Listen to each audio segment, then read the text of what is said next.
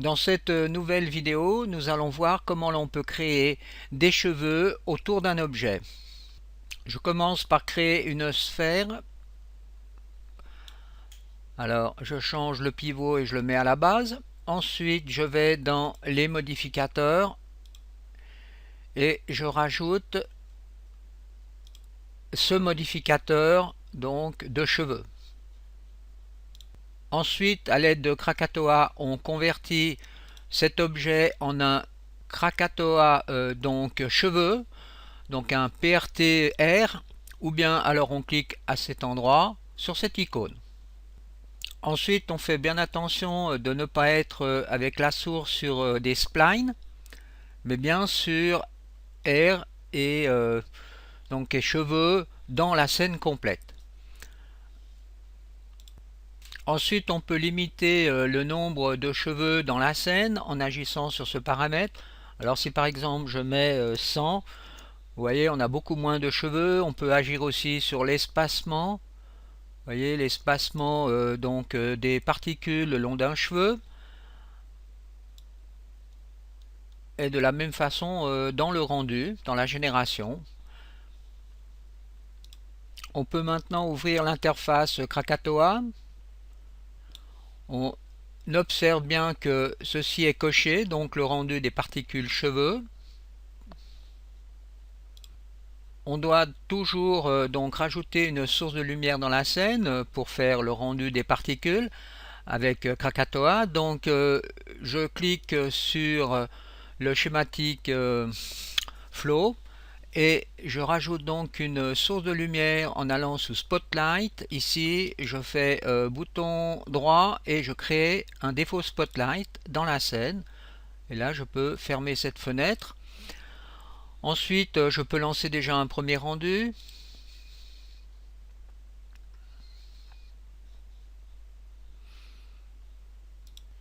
Donc, première chose, on peut changer la couleur des cheveux en cliquant à cet endroit. Donc, je vais prendre cette couleur pour l'instant. Ensuite, je lance de nouveau un rendu, mais je me rapproche donc des cheveux pour voir la structure des cheveux. Alors, je fais Render. Voilà la structure des cheveux. Alors, vous voyez ici donc pour chaque cheveu, donc les particules sont espacées d'une valeur de 0,1 en ce moment. Alors donc si je change ici la valeur et j'augmente cette valeur en faisant par exemple 0,02 par exemple et que je relance un calcul, alors ça va prendre un peu de temps car là on a beaucoup de particules qui vont être calculées, mais là on va voir après que l'espacement est réduit entre les particules sur le cheveu. Voilà. Maintenant, autre constatation, eh bien, le cheveu depuis sa base jusqu'à son extrémité, et vous voyez absolument linéaire, constante. Alors maintenant, nous allons agir grâce au Magma Editor sur la densité de chaque cheveu en diminuant la densité depuis la base jusqu'à la fin du cheveu pour que ça ait beaucoup plus de réalisme. On commence par rajouter donc un modificateur Magma. Modificateur Magma, on ouvre l'éditeur.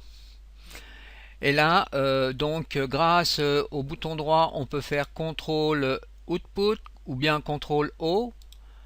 Donc là, on génère donc un module de sortie qui est en ce moment sur couleur.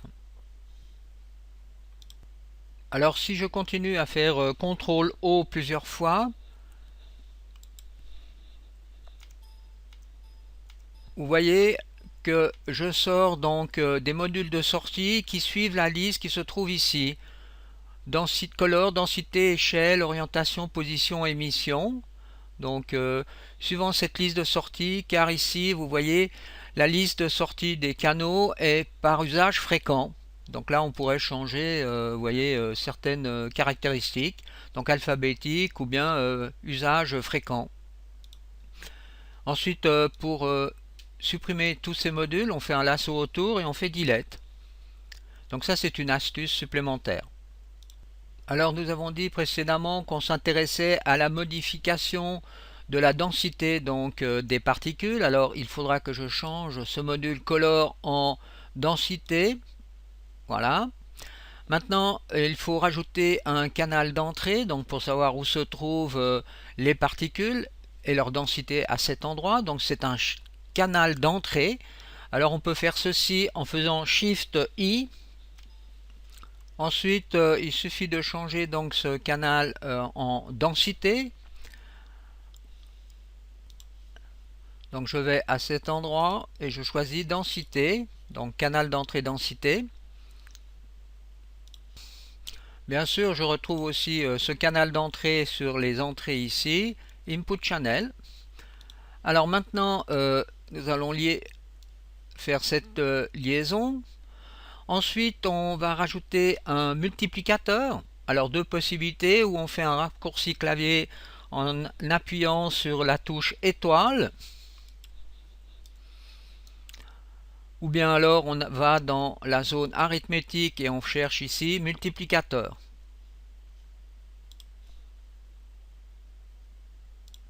Je crée ensuite ces liaisons dans le multiplicateur. Donc toutes les valeurs de densité vont être multipliées par 1, ce qui ne va pas changer grand chose sur la sortie.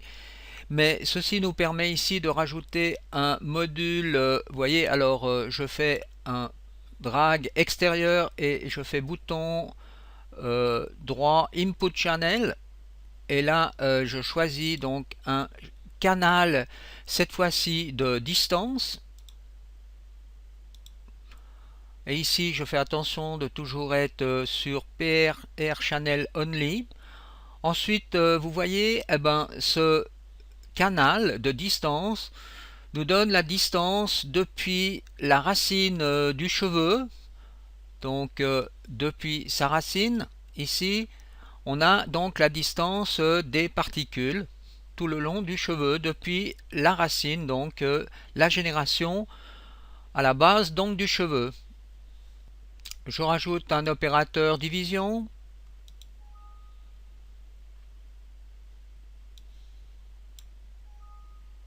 Je fais ces liens. Je supprime cette liaison. Ensuite ici, je rajoute un nouveau canal d'entrée. Mais cette fois-ci, la longueur du cheveu.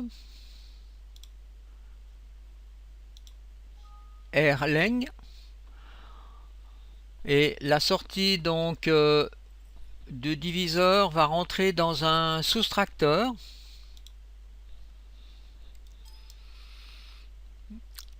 Alors comme ceci, et là on va soustraire par rapport à une valeur de 1, donc la valeur de la division par rapport à la... On va soustraire donc 1 par rapport à la valeur de la division, et on va faire ce lien à cet endroit. Donc on va faire un test comme ceci. D'abord on va désactiver, vous voyez, donc ici je disable donc la densité, je lance ici un rendu. Donc là vous voyez on est constant. J'active maintenant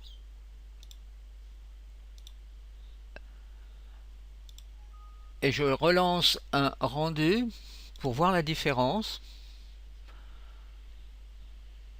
Vous allez voir que la densité va être répartie tout au long d'un cheveu jusqu'à, vous voyez, la finition toute fine.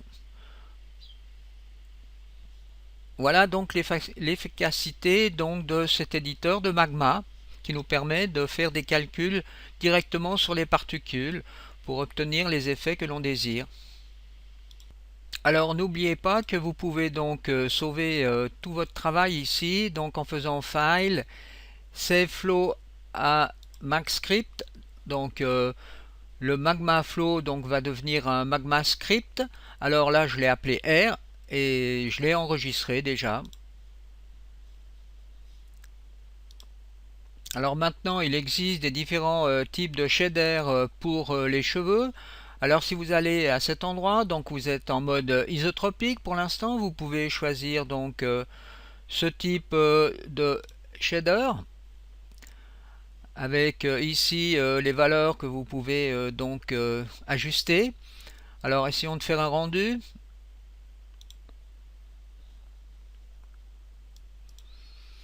Alors là, on voit que l'on obtient quand même une différence donc dans l'éclairage du cheveu. Alors il existe un autre aussi shader qui est celui-ci, qui nous donne la possibilité de rendre tous les éléments en cliquant, vous voyez, à cet endroit. Vous avez donc une image qui va correspondre à la valeur spéculaire. Ici, encore une spéculaire, glint, la partie diffuse. Donc vous allez dans Render éléments pour voir, vous voyez les canaux qui vont être sortis, vous voyez, spéculaire. Donc voilà, on peut rajouter encore d'autres canaux en faisant par exemple tangente. OK. Et si on lance maintenant un rendu, on va avoir tous ces canaux qui vont être mis à disposition.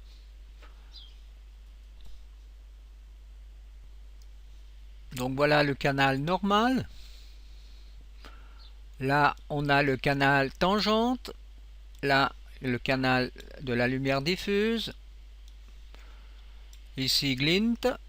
Et les valeurs spéculaires donc de notre rendu. Alors effectuons un rendu donc de notre objet final.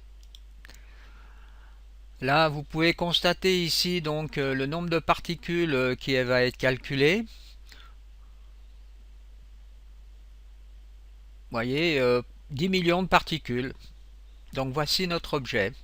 Alors maintenant nous allons nous intéresser à mettre un dégradé de couleur le long du cheveu. Alors pour obtenir ce résultat, eh bien on rajoute donc dans l'Open Magma Editor donc ces trois modules qui se trouvent ici. Alors un module qui est là va nous définir une première couleur. Alors souvenez-vous, on peut faire View Show Color.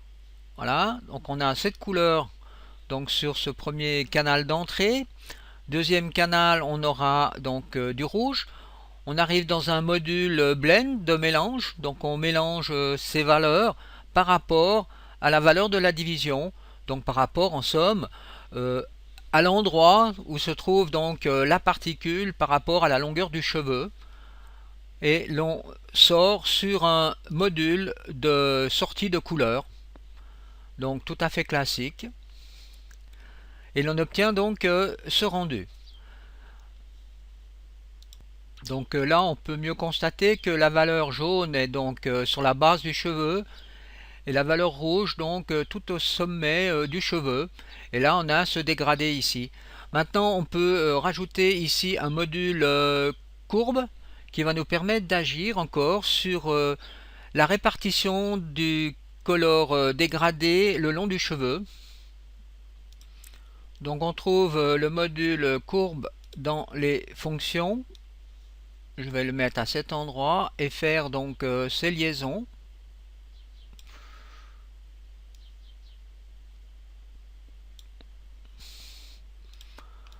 Et là, si j'ouvre l'éditeur de courbes, eh bien, on va voir que l'on peut donc agir sur la répartition en jouant donc ici. Alors attention, si vous voulez voir les modifications donc dans le preview, il faut faire auto ici.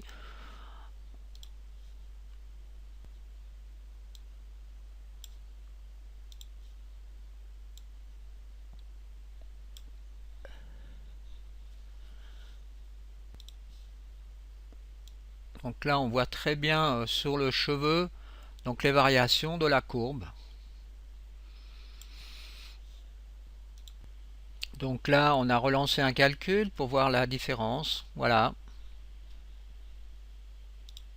Regardons une astuce qui permet donc de rendre un peu plus lisible par exemple un programme. Alors on peut cliquer par exemple deux fois sur Haute Couleur donc sur le haut, et vous voyez on supprime donc la partie Output couleur.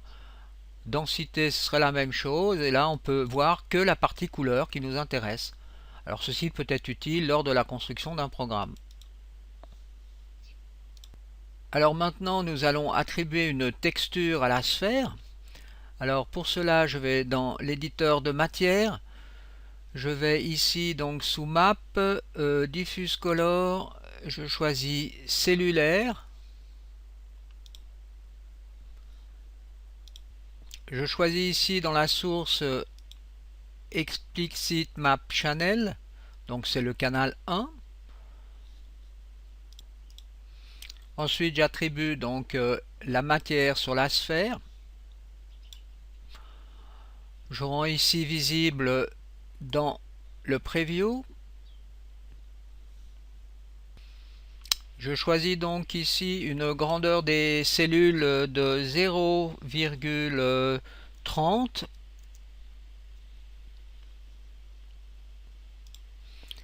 Je choisis donc les caractéristiques chips. Là, je mets un noir.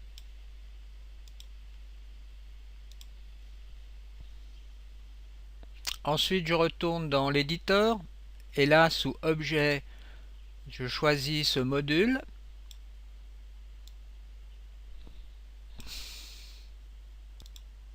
Je rajoute un canal sur cet endroit. Donc, Input Channel Air Route, donc c'est le point donc, de départ du cheveu, comme on a vu précédemment. Ensuite, dans la géométrie, eh ben, il va falloir que je mette la sphère. Je rajoute ici sur géométrie donc une entrée donc géométrique. Alors c'est quoi? En somme, ben, c'est la sphère. Donc je fais pic dans la scène et je clique sur donc la sphère. Donc elle apparaît dans le module. Donc ici on a la sphère et on a le point de départ du cheveu.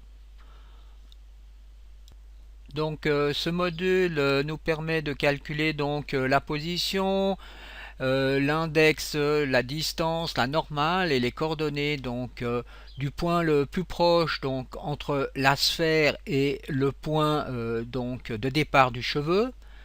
Alors grâce à ce module, maintenant on va pouvoir attaquer un nouveau module qui est Face Query.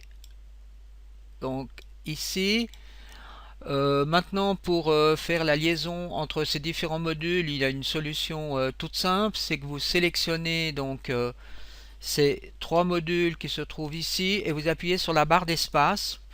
Vous voyez les liens se font automatiquement donc sur les différents modules. Alors ensuite on sélectionne donc ce dernier module et l'on veut exposer quoi en sortie? Eh bien la coordonnée de texture donc du point qui est calculée donc à cet endroit. Alors pour cela je fais expose texture, je fais add et je choisis donc ici texture coordonnée. Donc je peux supprimer donc matériel ID normal sous grouping et je garde texture coordonnée. Je rajoute ensuite une entrée texture map et là je mets sur texture coordonnée. Ensuite je peux faire ce lien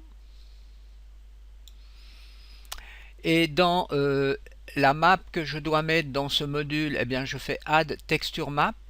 Eh bien c'est la même qu'il y a donc sur la sphère dans la scène, donc il faut que j'aille dans scène matériel et je choisis donc cette map, je fais OK instance. Voilà, donc cette map est attribuée, la map cellulaire qui est la même donc que la sphère est attribuée donc à ce module. Alors ensuite je rajoute donc encore un multiplicateur et je fais ces liaisons. Donc je vais changer donc la couleur du point de sortie de la particule en multipliant donc la texture map et la sortie blend ici en faisant ces liens. Donc là vous voyez, vous constatez donc sur la sphère que les parties noires donc émettent donc colorent le cheveu en noir. Lançons donc un rendu. Donc voilà ce qui se passait avant cette modification donc de la sphère. Alors sur la sphère nous avons mis une texture noir et blanc. Donc toutes les parties noires vont pas générer disons de cheveux, ou bien plus exactement les cheveux vont devenir noirs. Voilà donc le résultat escompté. Alors modifions par exemple la couleur à cet endroit et lançons un rendu pour voir ce qui se passe.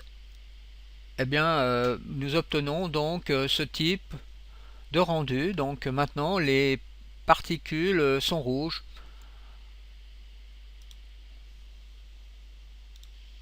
Si maintenant nous essayons de mettre directement la sortie donc de la texture sur la sortie couleur, alors on voit que l'on obtient directement donc la couleur blanche pour les cheveux blancs et la couleur noire pour les zones noires. Donc entre les zones blanches et les zones noires, on influence donc la couleur du cheveu.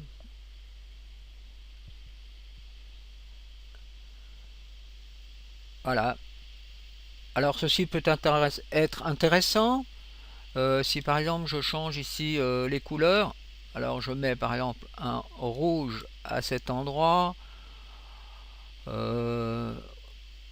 là un jaune ou bien un orangé comme ça. Ensuite je fais une copie et je relance un rendu.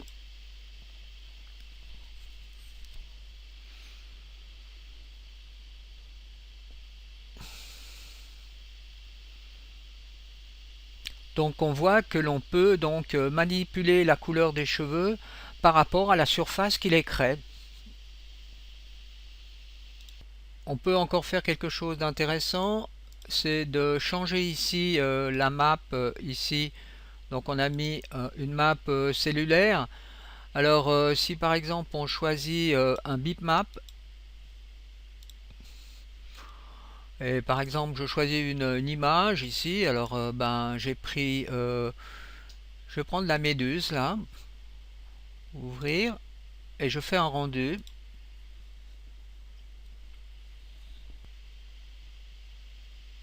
Donc voilà, ceci sera la fin de cette partie sur les cheveux.